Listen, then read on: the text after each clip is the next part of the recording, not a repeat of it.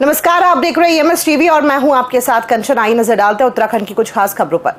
Monsoon के दौरान शहर भर में जलभराव की समस्या देखने को न मिले, इसके लिए नगर निगम पहले से ही एक्टिव मोड में कार्य कर रहा है। इसी कड़ी में देहरादून के नगर आयुक्त नमामि बंसल ने शहर भर में ड्रेनेज व्यवस्था का निरीक्षण किया, जिसे लेकर उन्होंने कहा कि देहरादून के रिस्पना और बिंदाल नदी क्षेत्र में नालियों की सफाई का कार्य पहले ही शुरू कर दिया गया था, जिसमें अभी तक किए गए सफाई कार्यों का हमने निरीक्षण किया। साथ ही उन्होंने कहा कि जिन जगहों पर मानसून में नालों से जलभराव की समस्या आती है, उनकी समीक्षा कर कार्यों को तेजी से खत्म करने का आकलन किया गया है, जिसे हम मानसून से पहले पूरा कर लेंगे।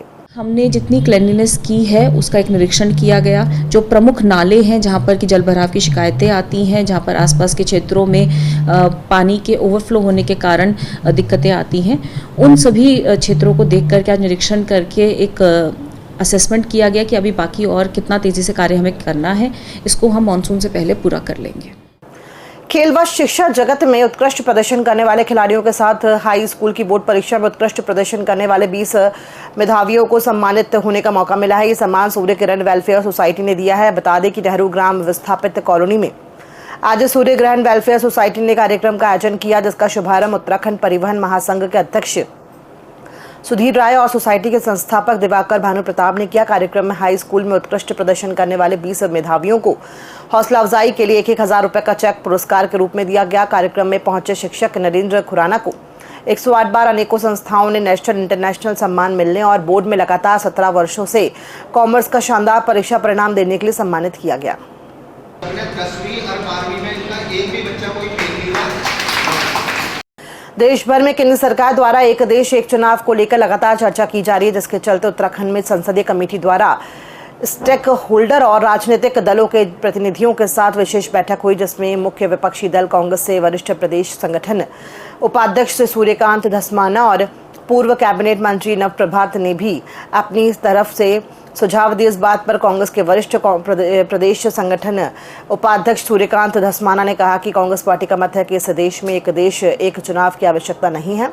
साथ ही उन्होंने कहा कि राज्यों के चुनाव में राज्य से जुड़े मुद्दे शामिल होते हैं और केंद्र के चुनाव में पूरे देश से जुड़े मुद्दे होते हैं, जिसे देखते हुए एक देश एक चुनाव का आयोजन होने का कोई अर्थ नहीं है। फेडरल स्टेट है और फेडरल सिस्टम में संघीय ढांचे में राज्यों के चुनाव, केंद्र के चुनाव अलग अलग होते हैं, मुद्दे अलग अलग होते हैं।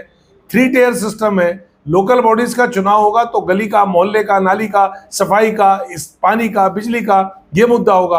राज्य का चुनाव होगा तो राज्य के अंदर जो विकास की योजनाएं हैं, राज्य के अंदर जो तमाम विषय राज्य के होते हैं, राज्य के अधीन होते हैं, उन पर चुनाव होता है। और जब केंद्र का चुनाव होता है तो देश की रक्षा है, देश की आर्थिक नीतियां हैं, देश के अंदर किस प्रकार से निजाम चले, तो अलग अलग मुद्दे अलग अलग चुनाव के होते हैं। एक देश एक चुनाव का मतलब कोई है नहीं। ऋषिकेश में हीरालाल मार्ग पर व्यापारी नेता पंकज गुप्ता ने शराब और बियर से भरी एक कार को पकड़ा है। कार में शराब और बियर की कितनी पेटियां हैं, इसका तो अभी खुलासा नहीं हुआ है, लेकिन व्यापारी नेता की सूचना पर पुलिस ने मौके पर पहुंचकर मामले में अग्रिम कार्रवाई शुरू कर दी है। शराब और बियर से भरी कार को रोकने के बाद व्यापारी नेता पंकज गुप्ता ने वीडियो भी बनाई, जिसे सोशल मीडिया पर वायरल किया। शराब कहां से लाई जा रही थी और कहां भेजी जानी थी, इस संबंध में भी पुलिस ने जांच और अग्रिम कार्रवाई शुरू की है। पाकिस्तान के खिलाफ भारत द्वारा की गई कार्यवाही और वीर सैनिकों को नमन करते हुए आज तिरंगा स्वाभिमान यात्रा का आयोजन किया गया, जिसमें मसूरी विधायक और कैबिनेट मंत्री गणेश जोशी, भाजपा युवा मोर्चा के राष्ट्रीय उपाध्यक्ष नेहा जोशी, नगर पालिका अध्यक्ष मीरा सकलानी के साथ ही विभिन्न स्कूलों के छात्र छात्राओं, विभिन्न राजनीतिक संगठनों और सामाजिक संस्थाओं ने भाग लिया। तिरंगा सम्मान यात्रा को कैबिनेट मंत्री गणेश जोशी ने सभा को संबोधित किया। इस अवसर पर भारत माता की जय और प्रधानमंत्री नरेंद्र मोदी की फोटो और स्लोगन लिखे बोर्ड लेकर चल रहे थे। इस दौरान तिरंगा स्वाभिमान यात्रा का जगह जगह पर स्वागत किया गया। स्कूली बच्चों द्वारा भारत माता की जय और भारतीय सेना के अदम्य साहस और वीरता और पहलगाम हमले में निर्दोष लोगों की हत्या में शामिल लोगों को कड़ी सजा देने की मांग की गई है।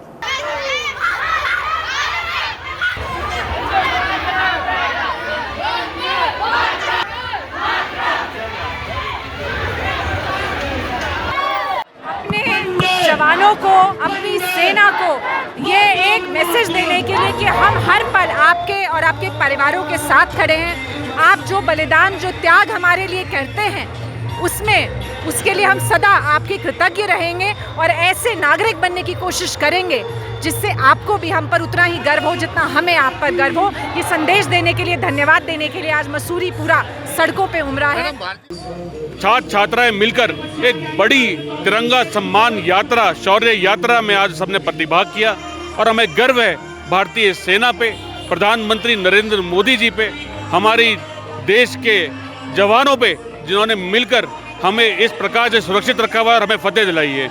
उन्हीं के सम्मान में आज ये तिरंगा एकता यात्रा, शौर्य यात्रा का आयोजन हुआ है। उनको हार देखनी पड़ी है। 1971 में विश्व का सबसे बड़ा सरेंडर 95,000 सैनिकों ने भारत की सेना के सामने आत्मसमर्पण किया था और पाकिस्तान को अपनी हार दिखते हुए वहाँ के डीजीपीओं ने भारत के डीजीपीओं से बात की और भारत की शर्तों पर सीज फायर हुआ। भारत की सेना के जज्बे को सैल्यूट करने के लिए आज पूरे देश के अंदर तिरंगा यात्रा निकाली जा रही हैं और इस तिरंगा यात्रा में आम जनमानस जिस भारी संख्या में भागीदारी कर रहा है, ये इस बात का प्रतीक है कि भारत का एक नागरिक, भारत का एक बच्चा भारत की सेना के साथ में है। इसके लिए मैं आज मसूरी की महान जनता का भी आह्वान करता हूं कि ये सफल तिरंगा यात्रा में अपना योगदान दिया। प्रदेश में मौसम को लेकर एक बार फिर अपडेट जारी किया गया, जिसमें 24 और 25 मई को पौड़ी, देहरादून, चंपावत और नैनीताल जिलों में बारिश व तेज हवाओं की संभावना जताई गई है। साथ ही येलो अलर्ट भी जारी किया गया है। इसके साथ ही 27 मई के बाद से प्रदेश के अधिकांश हिस्सों में हल्की से मध्यम बारिश और कुछ जगहों पर भारी बारिश की भी संभावना जताई गई है। उसमें भी नैनीताल, चंपावत या फिर इसी तरह पौड़ी, देहरादून, इनमें स्कैटर्ड एक्टिविटी मिलनी चाहिए। बाकी डिस्ट्रिक्ट्स में करीब करीब आइसोलेटेड एक्टिविटी रहेगी और वेरी लाइट टू लाइट बाकी डिस्ट्रिक्ट में है। और जो स्कैटर्ड वालों में आप ये कह सकते हैं कि हल्की से मध्यम तक की बारिश वगैरह मिलेगी। तो बहुत ज़्यादा एक्टिविटी नहीं है, लाइट एक्टिविटी कहूँगा, मॉडरेट एक्टिविटी कहूँगा। और डिस्ट्रीब्यूशन भी जैसे बोला कि कुछ डिस्ट्रिक्ट में स्कैटर्ड है, बाकी आइसोलेटेड ही उसमें मिलेगा। वार्निंग भी कोई ऐसा कोई ज़्यादा नहीं है। लाइटनिंग, थंडर है, ठीक हो, आजकल वो जो एक्टिविटी होती है इसी तरह की होती है। और थोड़ा उस समय आप देखते हैं कि विंड वगैरह भी स्ट्रॉन्ग हो जाती है, तो 30-40 नॉट्स तक की इक्का दुक्का जगहों में इन डिस्ट्रिक्ट में मिल सकती है। कल जब आप जा रहे हैं 24 को, तो एक्टिविटी बढ़ रही है। तो 24 को आप ये कह सकते हैं कि अनेक जगहों तक में प्रदेश में बारिश मिलेगी, विशेषकर हिल्स में। और जो ज़्यादा हमारे डिस्ट्रिक्ट है जिनमें की एक्टिविटी ज़्यादा ठीक रहने वाली है, हल्की से मध्यम तक की, तो उसमें नैनीताल, चंपावत, पौड़ी, टेहरी, देहरादून या इसी तरह जो अंदर के भी डिस्ट्रिक्ट हैं उनमें भी वो मिलेगी एक्टिविटी जो है।